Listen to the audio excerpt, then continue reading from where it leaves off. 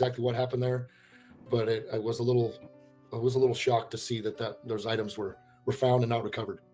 Nick describes what he thought once Check-It TV located her laptop and belongings, and how they would have done the recovery differently.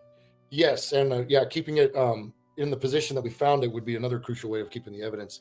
And I don't know if you noticed, but when they recovered the vehicle, I noticed when they finally got it, when their tow truck was pulling it above the water, um, one of the windows was broken out that wasn't broken out when I dove on it the Yes. first time. So, um, yeah, like I said, I'm not trying to knock on anybody. I'm just saying I would have, and I know our team would have done it slightly different to try to maintain as much integrity of that vehicle and the belongings as possible.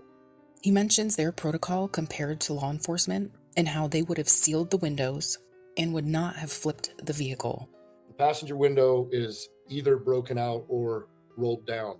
My guess is it was rolled down because I did not notice any broken glass. And even in the Yes. footage after reviewing it, I didn't see any broken glass. If that would have broke um, during it going into the water, more than likely you'd see some evidence of broken glass around the vehicle or even in the vehicle.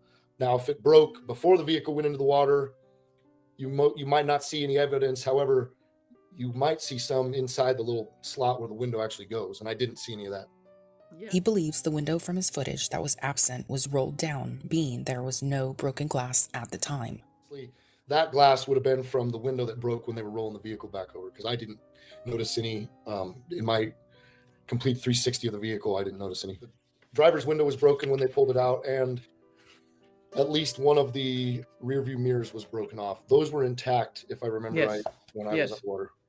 Yeah. The glass found from Check-It TV, Nick believes, was from law enforcement flipping the vehicle over, breaking the window, and one of the rear view mirrors, since it also was not broken in his dive footage. Okay. When I took video of it, it's almost like the vehicle was turned and it just perfectly smashed the glass, and then the vehicle turned again, and then the glass was left there.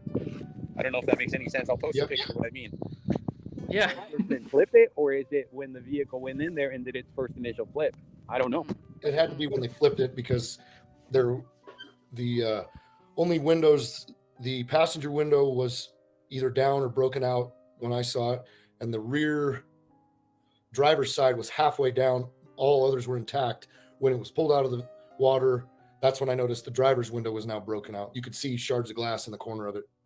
Nick was surprised when he was asked about the possible seatbelt hanging out of the back of her vehicle from his footage.